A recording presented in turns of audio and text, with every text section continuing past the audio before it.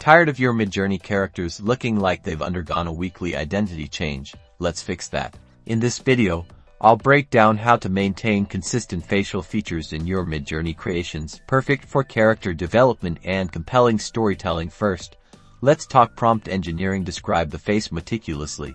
Include details like age, young, old, or somewhere in between, ethnicity, and specific facial features: high cheekbones, a strong jawline, the color of their eyes, any unique markings, like freckles or scars. The more descriptive you are, the better Midjourney can grasp the core characteristics of your character. Next, use consistent keywords across all generations. If you describe them as having piercing blue eyes in the first image, keep that in subsequent prompts.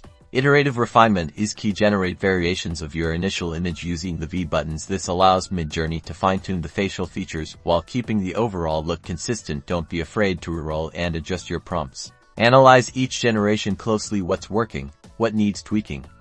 Maybe the nose is slightly off, or the eyes aren't quite right. Adjust your prompts accordingly, adding or refining details.